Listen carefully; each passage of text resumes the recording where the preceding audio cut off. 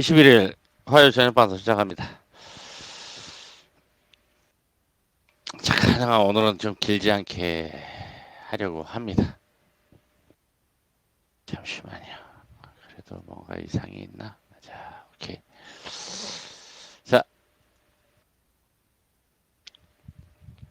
아주 쉽지 않은 장세의 연속입니다. 왜 이렇게 어렵게 가는지. 오늘 지수는 반등을 했습니다.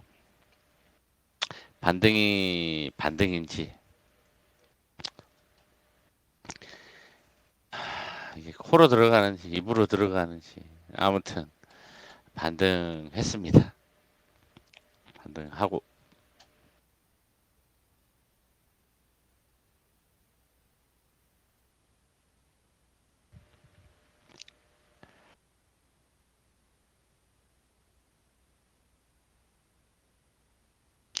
근데 반등인 건지도 모를 만한 반등이어서 되게 속상하기는 합니다. 이게 반등인 건지 그냥 찔끔 요실금인 건지 아무튼 분위기가 묘합니다. 자, 좀 일단 계절적인 흐름 점검을 해보고 모두가 지금의 현재 나와 있는 악재들에 대해서는 누구도 뭐 변수들에 대한 이야기들은 다들 알기 때문에 그 이야기를 강조하는 것은 무의미하고 기술적인 흐름과 이후의 강도와 가능성 있는 시나리오가 어떻게 될지를 언급을 해보는 게 훨씬 더 좋으리라고 보여집니다.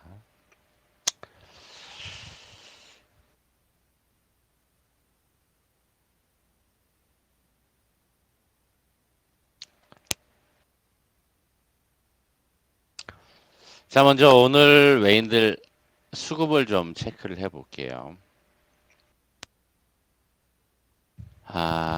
오늘 화요일이니까 일요일날 저녁 방송 하면서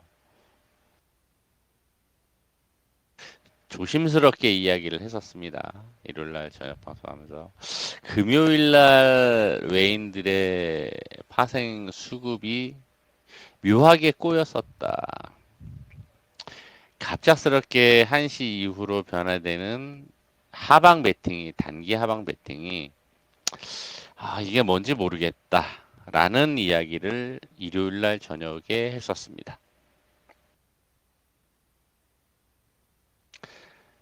두 가지로 했었죠.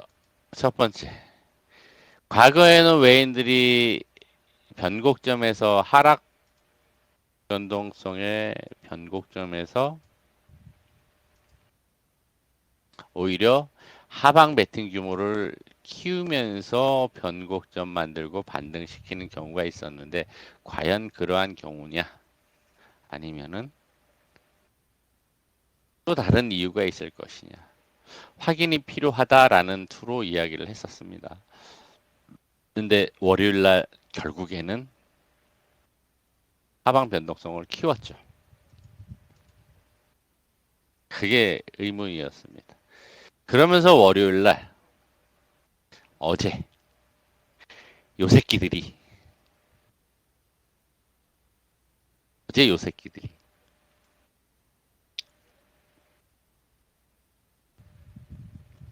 금요일과 반대로 포지션을 잡았어요.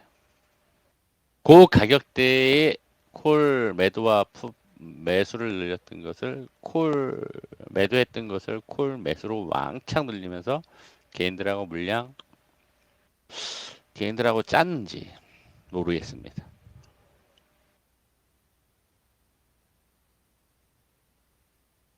일요일 날 개인 세력들과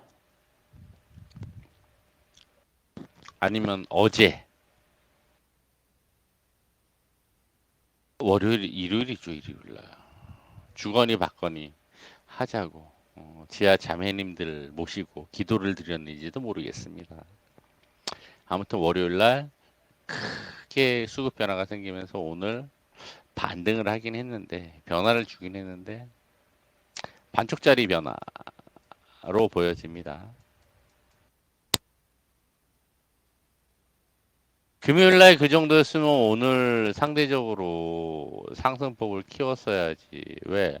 대만도 지랄하고 2.3%, 4%가 올랐는데 왜 우리는 1%도 못 오르고 마감을 시켰냐고.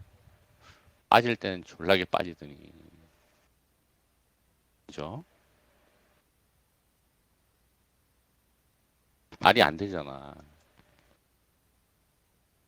아이러니컬해요. 이게. 묘합니다. 이게 뭐 어딘가 구린 구석이 있어.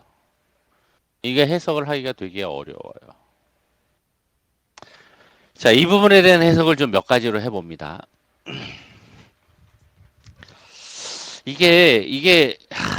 뭔가 있어, 뭔가 있어. 찜찜해. 찜찜한데 이거를 어떻게 해석을 해야 될 것이냐. 외인들의 액션으로만 볼 것이냐, 아니면 또 다른 무엇인가 있는 것인가를 생각을 해야 되느냐를 고민을 해보게 합니다.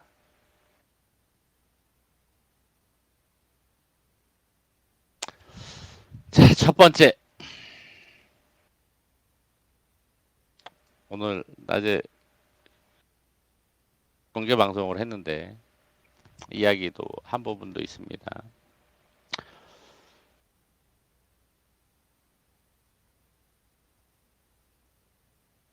CFD 반대 매매냐?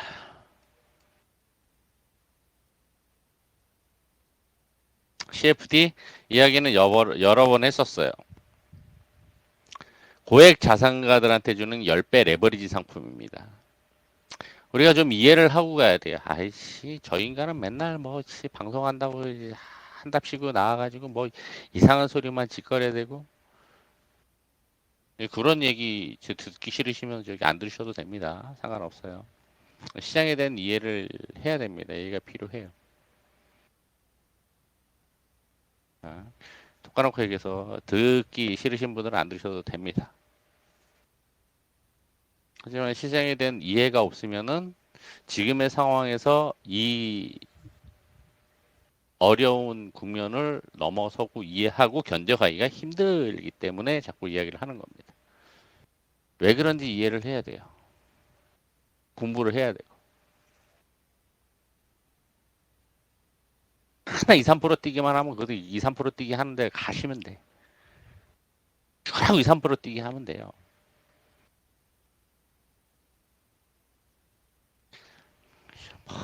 그런 사람도 있었어요. 제가 이런 얘기하고 PPT 띄워놓으면 전문가랍시고 나와가지고서 하는 이야기가 PPT 띄워놓고 이상한 개소리만 한다고 그런 이야기 한 사람이 있었어요. 그러면 좋은 소리 하는 종목만 이야기하고 2, 3% 뛰기 하는 사람한테 찾아가면 돼. 본인이 그거 하든가.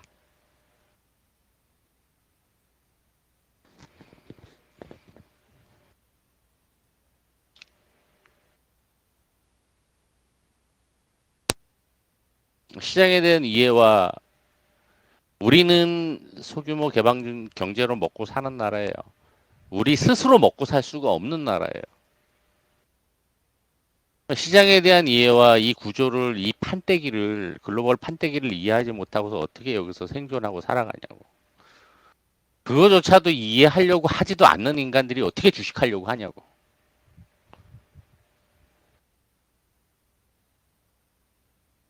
주변에서 수도 없이 겪었습니다. 오늘은 조금 강성적인 이야기를 하는데 너무 많이 봤어요. 들어먹은 욕도 많고 쓰잘데기 없는 욕이었죠. 그런 식의 멘트를 날린다는 것 자체가. 근데 그런 거 이해도 하려고 하지도 않고 공부도 안 하는 인간들이 그런 이야기를 해요.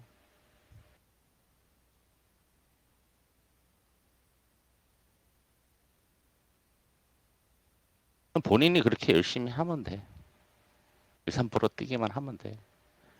그렇게 해서 먹고 사는 사람도 많아요. 충분히 갈 수 있어. 본질적인 거 우리는 이해를 하고 가야 되잖아요. 오늘 최근에 시장이 이러다 보니 저도 약간의 감정이 격한 부분도 있고 하지만 좀 냉정하게 생각을 하면서 조금 마음을 가다듬면서 좀 이야기를 해봅니다. 자, 원인이 무엇인가 좀 분석을 해봅니다. 이해를 할 필요가 있어. 무작정 저 이놈의 쓰레기 시장, 이놈의 쓰레기 나라, 우리나라는 혹시 금융 속고 금융 식민지고 이야기 하더라도 왜 그런지는 이해를 해야 되잖아. 그죠? 이해해야 돼요. 주식 투자는 이해 과목입니다. 저는 최소한 그렇게 생각합니다. 이해하지 못하고 이 시장을 어떻게 이겨나갈 수 있어?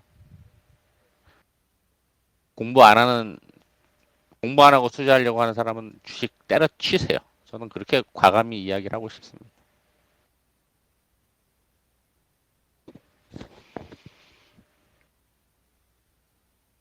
자, 아무튼 과격한 좀 발언을 뒤로 하고 첫 번째 시나리오는 CFD를 좀 생각을 해봅니다. 이제 월요일날 정연 방송에서 좀 이야기를 했었어요. CFD 물량들이 나왔을 수 있다. 지난주부터 좀 이야기를 했었어요. 고액 자산가들한테 고액 자산가의 기준이 좀 달라요. 일반적으로 고액 자산가 될 수 있는 건 아닙니다. 이들이 투자하는 금액은 원금 자체는 수억이 될 거예요. 거기에 10배 레버리지니까 수십억의 자산이 투자가 될 텐데 이 사람들이 100명만 돼도 수십억에 100명만 되면 얼마야? 수천억이 되는 거죠. 만만치 않은 자금입니다. 그게 반대 매매가 나간다라고 생각을 하면은 규모가 엄청 큰 거죠.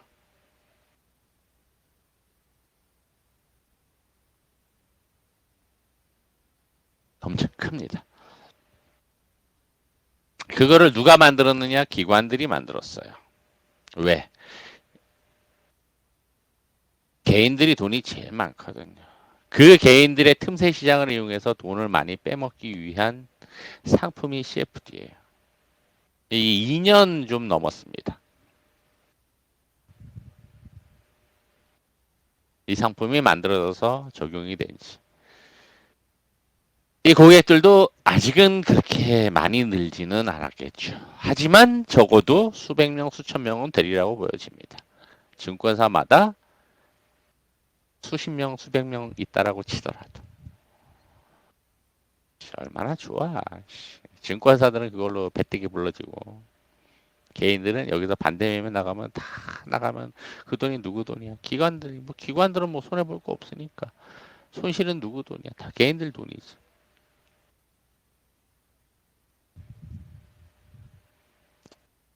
두 번째, 4일 동안 신용 반대 매매가 1조 5천억이 나갔습니다. 오늘까지 나가는 거 포함하면 한 2조 원 되리라고 보여집니다. 거기다 CFD하고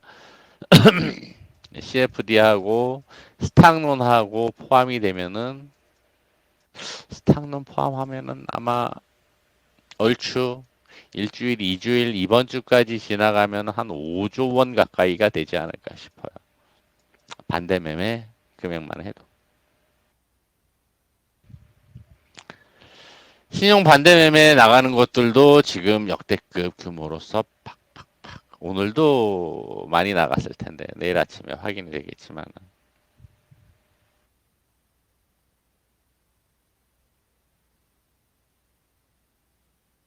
자, 세 번째. 또 생각해 볼 수 있는 것은 똑같은 변수를 놓고 왜 우리 시장만 요 모양 요 꼴이냐 이거지. 어제 개폭락 시켜놓고 오늘도 똑같이 적용해 볼 만한 나라인데 대만은 2%대 중반 상승을 했는데 우리는 지랄하고 1% 남짓 오르고 말았어. 왜 우리만 이러냐고. 왜? 왜 한국만 이럴까 고민을 해보게 됩니다.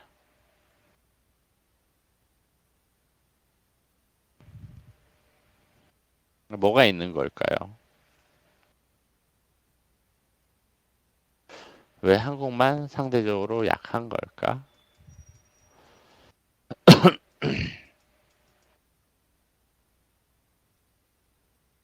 수급적인 측면입니다. 수급적인 측면.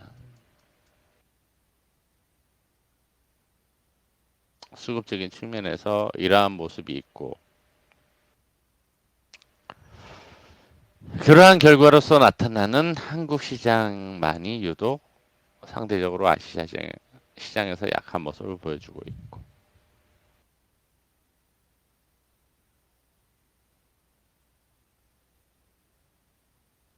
자, 여기서 여러 가지를 좀 생각해 볼 수 있을 것 같아요. 자, 오늘은 물론 대형주 측면에서는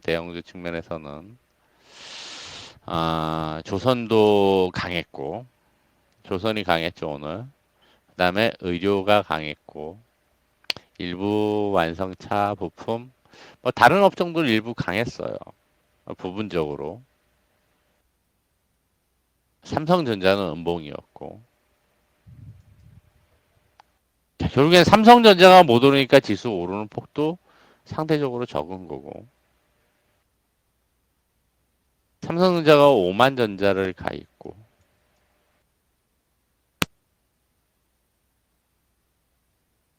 삼성전자가 오르지 않으면 지수는 제한적인 상승만 갈 수밖에 없는 구조고. 삼성전자한테 목매는 구조죠.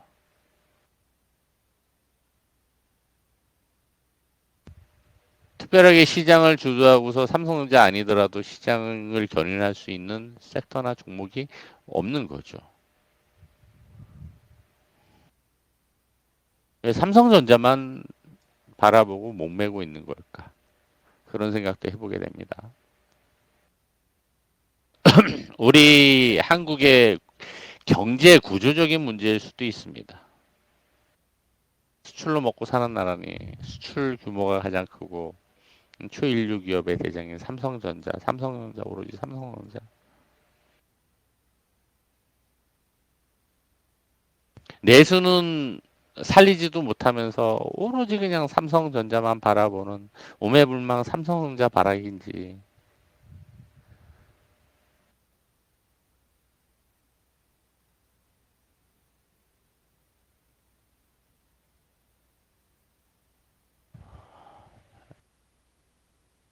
애플과 같은 테크주 중에 하나이긴 한데도 삼성전자 테크주라고 이야기를 해야 될 것인가? 퀘스천 마크. 저는 퀘스천 마크입니다. 테크 부품이지 이게 테크주인가? 저는 의문입니다.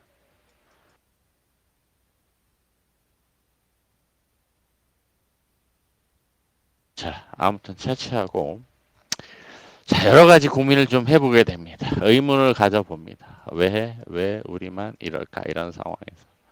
갈 때는 코로나 이후로 갈 때는 개인들, 기관들 수급 때문에 연락이 오르고 오버슈팅을 만들더니 하락할 때는 언더슈팅에 또 언더슈팅을 만들고 도대체 여기서 어디가 바닥인지 모르게끔 시장을 거기다 외인들까지 투매를 가세해서 이 외인들이 외인들인 건지 아니면은 CFD 물량을 가장한 외인들의 투매 물량인지 모를 정도로 심하게 무너뜨리고 또 밟아놓습니다.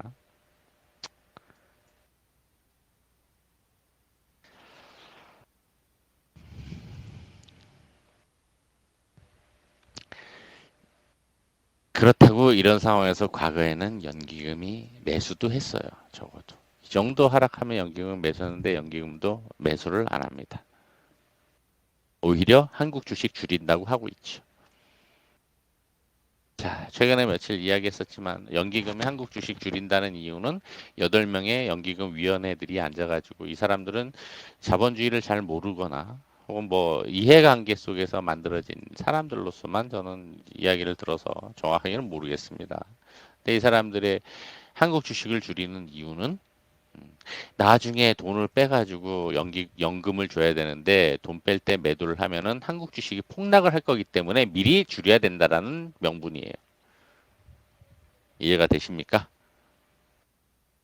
아니면은 개소리라고 생각이 되십니까? 저는 잘 모르겠습니다. 아무튼 명분은 그렇답니다. 금융투자 이들이 운영하는 자금은 자기 자본이 대부분입니다.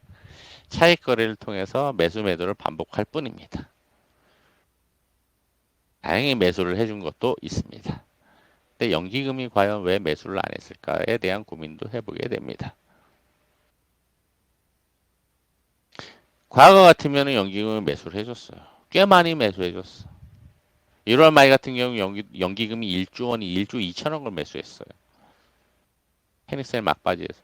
근데 페닉셀 막바지가 아니라 연기금이 매수를 안 한 걸까? 고민을 해보게 됩니다.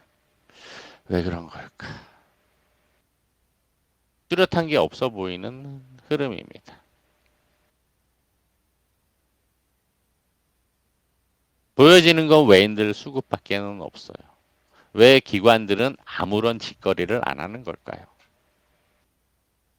왜 이 새끼들은 이렇게 관망을 하는 걸까? 외인들 수급만 보여지는 걸까? 고민을 해보게 됩니다.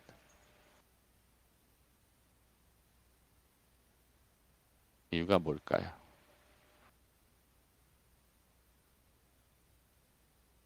답은 지나봐야 알 수 있는 거라고 보여집니다. 답은 지나봐야 알 수 있는 거라고 보여집니다. 자, 아무튼 삼성전자를 중심으로 하이닉스, 전기전자 매도를 지속적으로 합니다. 전기전자 매도가 커요.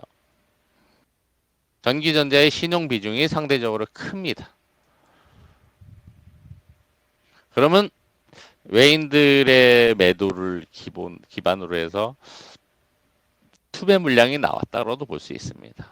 그게 연결되어 있는 CFD일 수도 있고 스탁론일 수도 있고 잡히는 것만 외인들 뿐이지.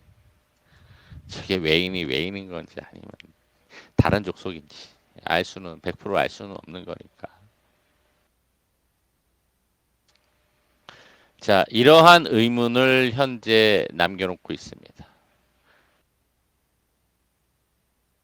수급적인 불확실성이 여전히 존재를 하는 상황입니다.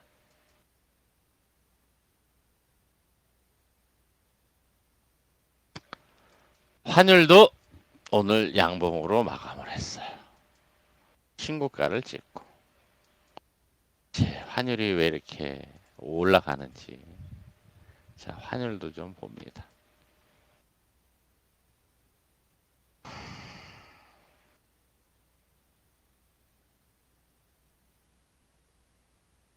환율이 양봉으로 마감했네요. 오늘 신고가도 찍고.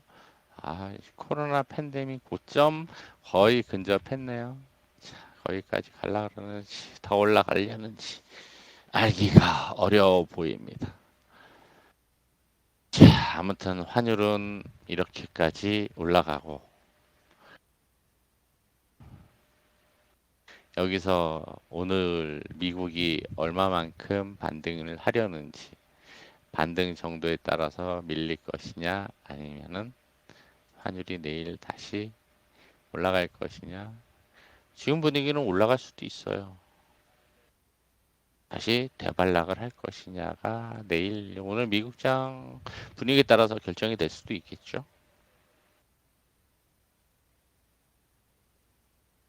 주봉이었네. 일봉상. 주봉도 참 녹록치는 않은 모습인데 월봉에서도 과열 상황이고 이 정도면은 거의 그죠? 분기봉에서도 과열이네.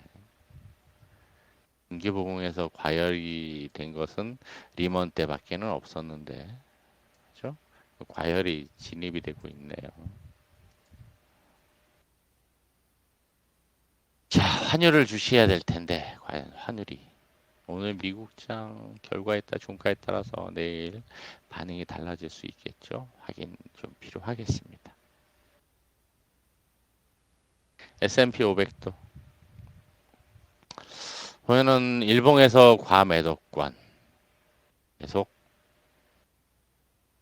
저점 깨고 내려오는 과매도권. 자, 이건 지지선을 그어놓은 건데 거의 그 자리까지 내려오고 나스닥도 과매도 상황에서 과연 반등하려고 폼을 잡고 있는 상황에서 저점 깨고 양봉을 만들어서 반등 가능성이 있는 자리입니다. 추가 반등 가능성. 오늘 일단은 결과를 봅시다. 내일 만들어지는 상황을 봐야 되겠죠. 현재 뭐 독일도 0.7% 오르고 있는 상황인데, 자, 기술적인 흐름으로는 과매도 상황에서 반등을 하려는 모습에 있습니다. 대부분 삼성전자도 마찬가지고 일요일 날 언급을 해드린 부분도 있는데, 어제 하락하고 추가 하락하고 오늘도 약보합으로 마감을 하고 주봉에서 과매도 나온 상황이고, 자, 오늘 지인이 그런 얘기를 합니다. 2200이 깨질 때부터 삼성전자를 매수를 하려고 한다라고 이야기를 하더라고요. 과연 2200이면 지금부터 얼마나 내려와야 되는가? 2200이면은 7%가 내려와요. 8%가 내려와야 되죠, 그죠? 오늘 올랐으니까 종가 대비. 아씨, 여기서 8% 내려온다 그러면 씨 얼마만큼 내려와야 되는 거야?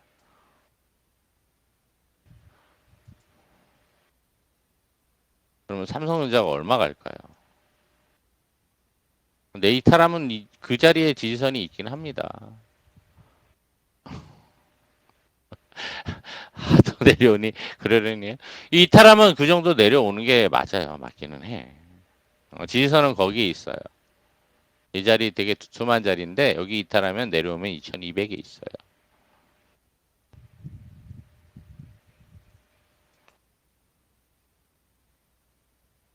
여기 2160, 2200부터 아래로. 자, 그 정도까지 봐야 되느냐? 그래요? 이 자리 왜 다 깔고 있어요? 그럼 뭐 일단 뚜껑은 열어봐야지 하는 거겠죠. 하는 거겠죠. 자, 근데 여기서는 우리가 좀 확률적인 생각을 좀 해볼 필요가 있어 보여요. 지수에게 초점을 맞출 수밖에 없죠. 지금은 종목이 중요한 게 아니라 지수가 중요한 거잖아. 그렇죠? 다시 내일 올라가고 단타 트레이딩 할 종목이 중요한 게 아니잖아, 지금. 지수가 더 빠질 것이냐, 반등할 것인가에 대한 확률적인 논의를 좀 생각을 해봐야 되는 거잖아. 논리와 흐름과 가능성을. 내려오면 어디까지 내려올 것인가에 대한 고민을 해봐야 되잖아.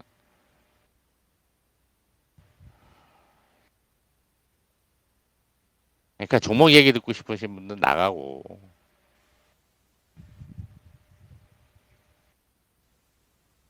또 쓸데없는 얘기 한다고 욕하는 사람들이 있어가지고 하는 얘기예요.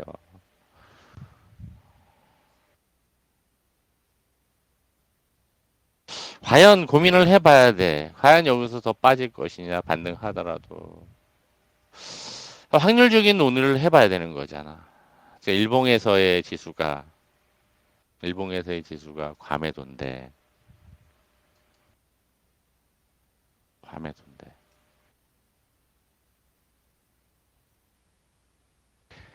여기서 이렇게 빠졌느냐, 여기서 더 하락하더라도 시간을 두고서 한참 뒤에 더 하락을 한 거지. 과연 더 하락한다 그러면 이만큼의 시간을 두고 가다가 추가적인 하락을 한다라고 봐야 되겠지.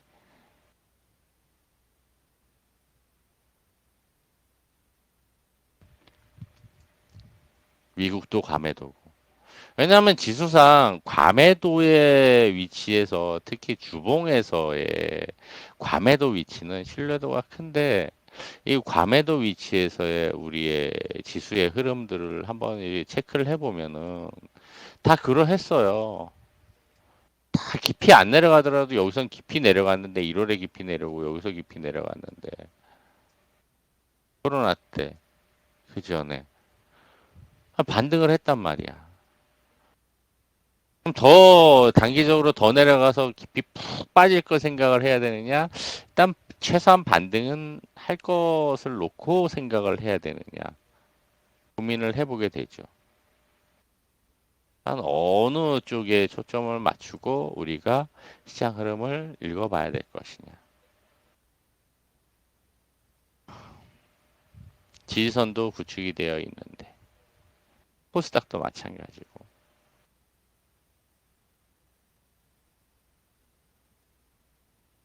자, 뭐 2200과 2000은 이후의 흐름을 보고서 판단을 해도 될 문제라고 보여집니다. 생각에는 단기적으로는 일단 반등에 조금 힘이 실리면서 반등 정도를 생각을 해야 되는 모습이 아닐까 저는 좀 생각을 해봅니다.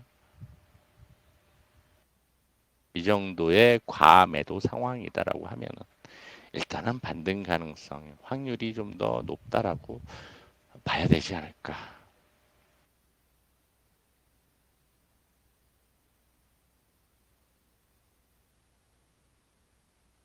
삼성전자를 보면 삼성전자도 과매도 상황이에요.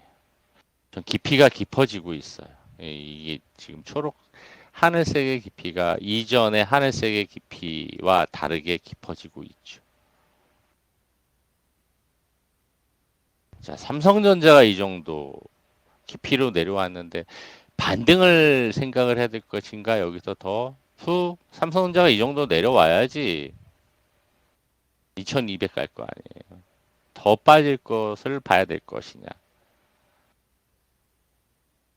이 또한 생각을 해볼 문제겠죠. 어떤 게 과연 맞는 것일까 생각을 해봅시다. 이렇게 보더라도 야, 이 정도까지 내려온 적이 2000년도 상황 말고는 크게 색깔상으로도 눈에 띄지는 않습니다. 되게 깊게 내려왔어. 삼성전자가 깊이가 과매도 깊이가.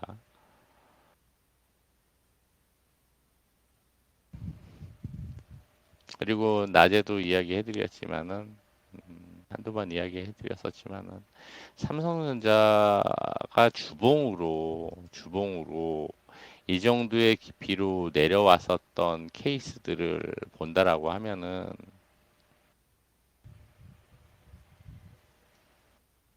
지선이 여기 있네. 두툼하네.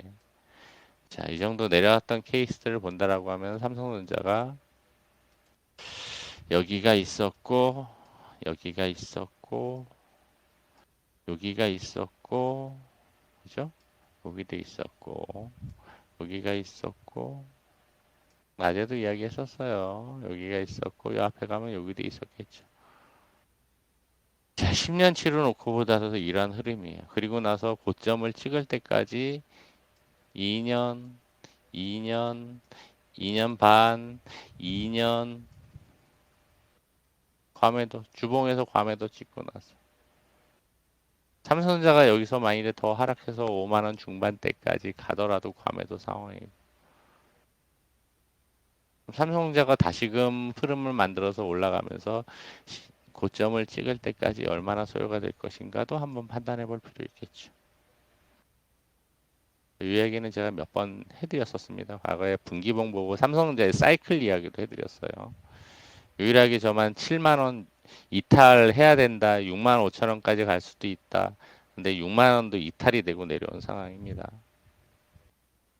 지금은 삼성전자 어느 누구도 매수 강조하는 사람 없죠. 매수할 시기라고 매수해야 된다라고 강조하는 사람이 있나요? 여기서는 왜 작년 상반기에는 그렇게 매수 그러더니만 왜 지금은 매수 강조하는 사람이 없을까? 있어요? 삼성전자 사고 싶으신 분들은 지금부터 강력 매수 구간 5만 원대 매수하세요. 왜 여기서는 매수했는데 왜 여기서는 매수 못하냐고. 왜 매수 못하냐고. 왜 매수 안 하냐고. 왜 손절하냐고.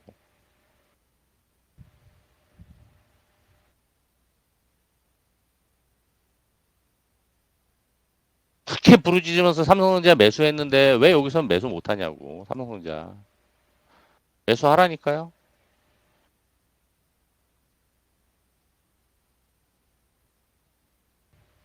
마음에 안 들면 남편까지 팔아서라도 매수해야지. 농담인 거 아시겠죠? 팔으라고 하는 거. 가능한 자산, 여유 자산이 있으면 갖다 분할로 매수해야지. 그렇게 여기서는 그렇게 매수하더니 왜 여기서는 매수 안 하냐고. 왜? 더 빠질까봐? 4만 전자 갈까봐? 3만 전자 갈까봐? 매수하시라니까 이제. 사이클 얼마예요? 2년, 3년 기다려야 돼요. 매수하고서 2, 3년 기다리려니까 매수 못 하겠습니까? 물려서는 2, 3년 기다리는데 매수하고서 2, 3년 못 기다리겠어요? 주식 투자하지 말아야지.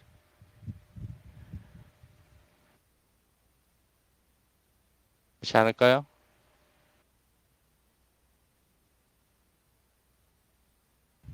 최소한 2년, 3년은 기다려야 되는 구간입니다. 삼성전자. 지금까지 20년도가 20년 사이클이 그러했어요.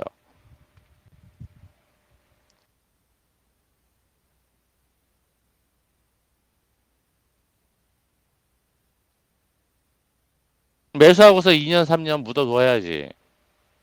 신고가를 갈 수 있지. 손절할 자리가 아니라.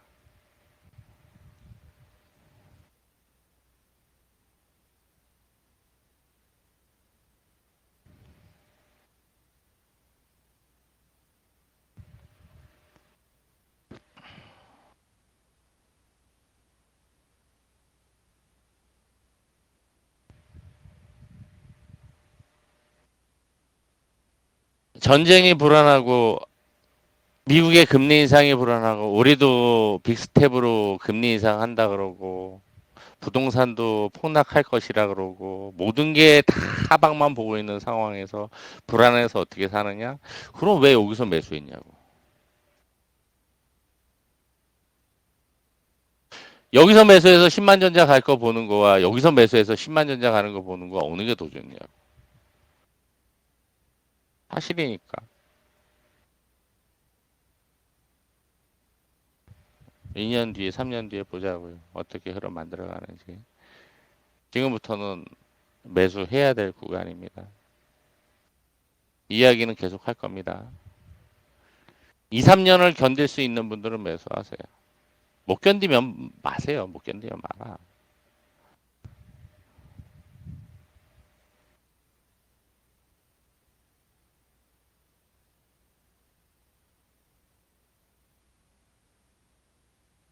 혹여나 더 내려오더라도, 혹여나 더 내려오더라도, 5만 원 중반, 초반대까지 내려오더라도, 날로 매수해서 6만 5천 원 이하로 내려오더라도, 거기까지 내려오더라도, 1, 20%이 무거운 주식 1, 20% 나온다라고 하더라도 그래 봐야 뭐 15% 정도 범위 내에서 움직이는 거죠.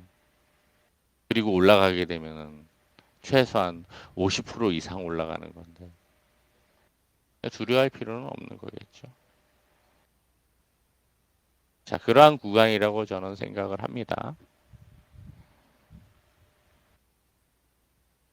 다른 사람들은 여기서 계속 10만 전자, 10만 전자 부르실 때 저는 6만 전자, 6만 전자 이야기를 했던 사람 중에 한 명입니다.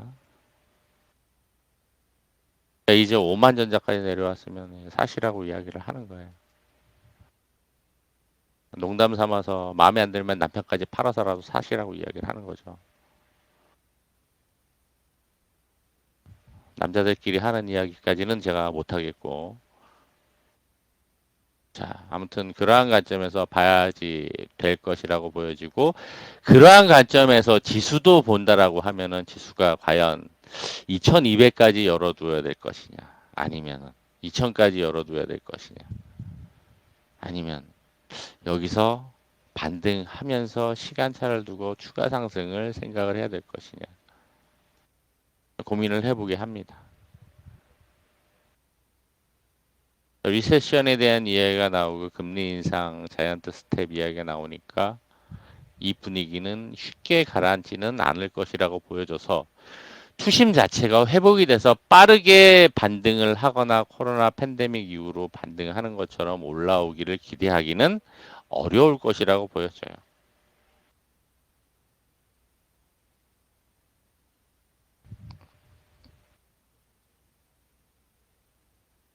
하지만 여기서 반등하다가 또 한 번 이만큼 내려온 것처럼 이렇게 내려온다? 어느 정도 시간을 두고 내려오는 것을 생각을 해야 될 것인가에 대한 고민도 해보게 됩니다. 배제할 수 없는 거지만 배제할 수는 없는 거지만 이후에 지금의 최근에 6월에 나타난 팬데믹 상황은 팬데믹이 아니라 그 패닉셀 상황은 의외의 CPI 미국의 CPI 변수가 작용을 하고 생각지도 의도치 않았던 수치가 작용을 해서 나타난 다들 괜찮을 것이라고 생각을 해서 그래도 내려오다도 반등하기 시작했는데 의외의 변수가 작용을 한 거죠. 이후에 과연 흐름을 만들어 가다가 또다시 그런 모습이 나온다 그러면은 또 한번 충격파가 올 수는 있겠죠.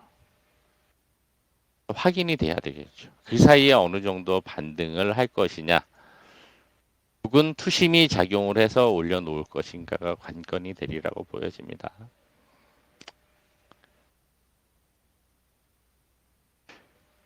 근데 모든 걸 다 고려를 해서 그러한 것을 감안을 해서 아이씨 그래 나 확인하고 갈까 확인하고 그래 확인해야지 확인하고 가보자. 그러면은 지수는 어떤 모습이 나올 수 있냐면은 음, 우려의 벽을 타고 오른다고 하죠.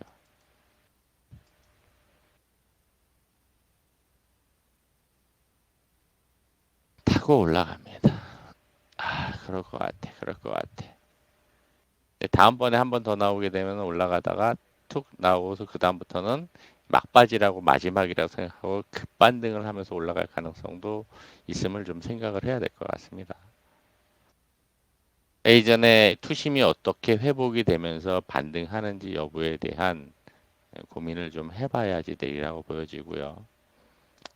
제 개인적으로는 그러한 관점에서의 수급 논리는 외인들의 파생 수급 측면에서 좀 해석을 하면서 가면은 좀 더 신뢰도가 높아지지 않을까 생각을 하게 됩니다.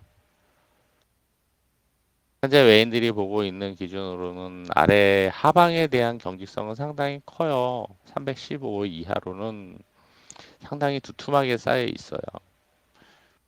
위로는 누적입니다. 누적인데 위로는 이제 330 정도까지는 열어두고 있는 모습이에요.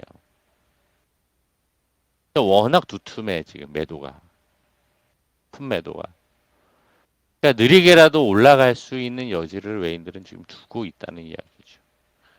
그러니까 단기적으로 7월까지는 추가적인 하락을 바라보기보다는 위로 올라갈 수 있는 여지 이번 주 만들어가는 그 모습 보면 답답하죠. 우리만 유독 많이 하락하고 우리만 상대적으로 덜 오르고 지랄 같은 장세이긴 한데 근데 외인들이 놓고 있는 것은 품 매도가 많은 것은 천천히 만들어서 올라가는 거 녹여 먹는 거거든요. 올라가면서 그 의도가 큰 거거든요.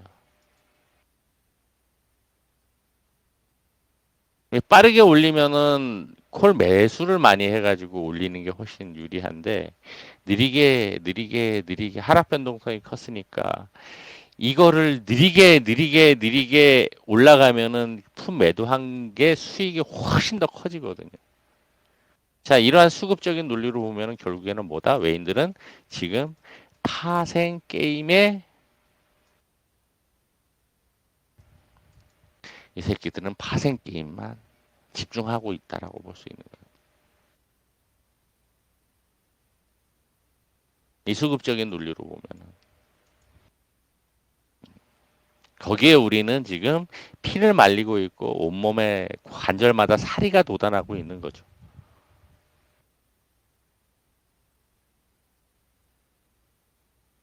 속상한 부분입니다. 벗어날래야 지금 당장 벗어날 수 없는 구조죠. 외인들의 지금 수급 구조를 일단은 좀 믿어보고 7월 둘째 주까지 가봐야 될 부분이라고 보여집니다. 한 번은 변동성 크게 만들 수도 있겠죠. 하지만 지금의 논리로는 하방 변동성이 컸다 보니까 밑에서 품매도 많이 했다는 얘기는 그 밑으로 변동성 줄 때 이 새끼들은 매도 그걸 녹여먹기 위해서 매도 치고 있었다는 이야기죠. 서서히 올라가면은 이거는 다 수익으로 올라가는 거거든요. 가만히만 있어도 수익인데. 그러한 관점으로 좀 해석을 해보게 됩니다. 해석을 해보게 됩니다. 예, 느려도 그렇게 만들어져 갈 가능성이 확률적으로 높아 보이는 구간이다.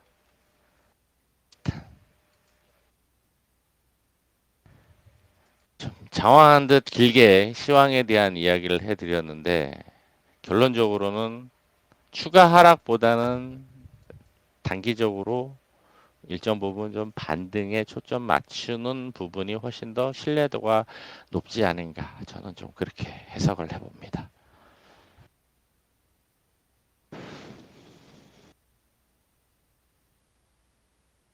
종목으로 넘어가서 간단하게 몇 가지만 이야기하면서 저녁 방송 마무리하도록 할게요. 내일 공개 방송도 있으니 내일 또다시 언급을 하겠습니다.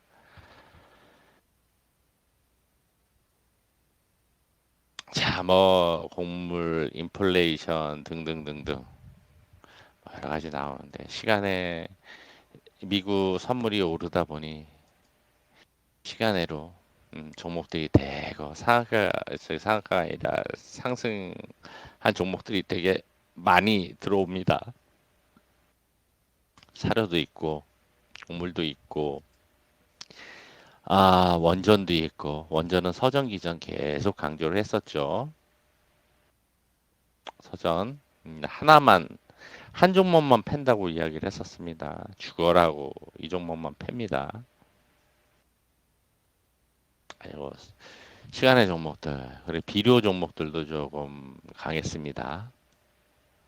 그 외에는 뭐 각계전투인 것도 있고 비료하고 원전하고가 좀 강했네요. 내일 비료는 시간의 상한가 간 애들도 있고 그렇죠? 그리고 4시에 아, 위성 발사를 했는데 누리호 발사했는데 성공했다고 하죠. 그래서 뭐 하나 에어로만 조금 강세를 보여주고 나머지들은 시간에 하락을 했습니다. 올라오다가 밀렸죠. 위성 AP 위성 같은 경우도 시간에 하락을 했는데 하나 뭐 뻔한 거죠. 성공을 했다라고 하면은 시간에 올려놓고 내일 갭 띄어서 음봉 누를 줄 알았더니 시간에 밀려버리는 모습이 나왔습니다.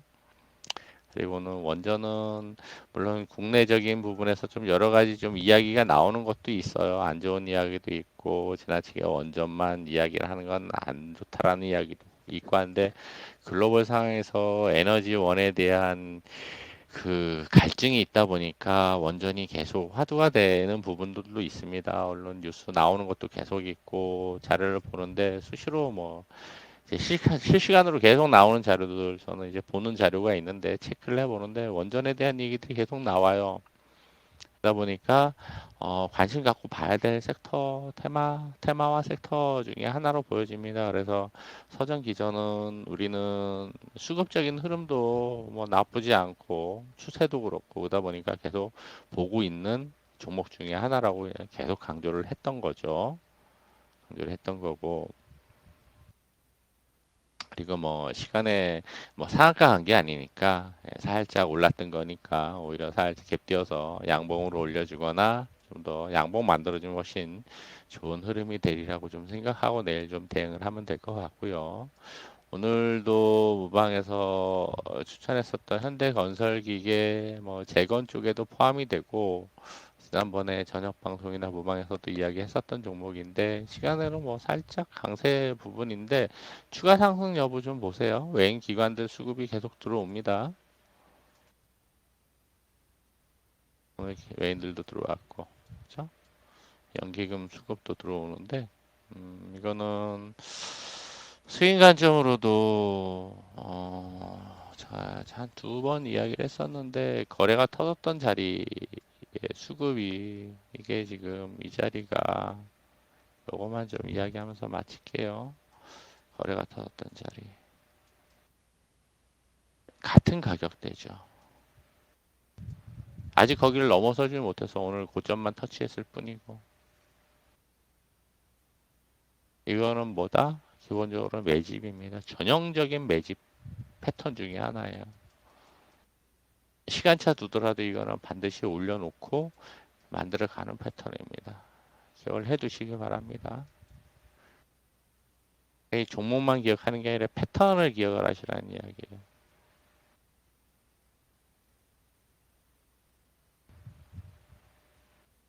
회사도 괜찮잖아. 실적도 좋고. 재건 이슈도 있고. 전쟁이 지속되지만 계속적으로 나올 이야기들이잖아요. 그죠? 그러면 이런 애들은 반드시 만들어서 올라갈 가능성이 높다라는 거. 매집 패턴 하나 샘플로 더 이야기를 하면서 저녁 방송 마무리하겠습니다. 아무튼 쉽지 않은 장세 연속인데 미선물이 1.46.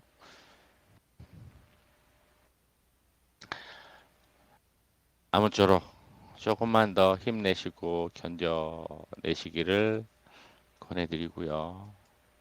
파이팅 하도록 할게요. 내일 무방에서 뵙겠습니다. 고생 많으셨고요. 편한 밤 되십시오.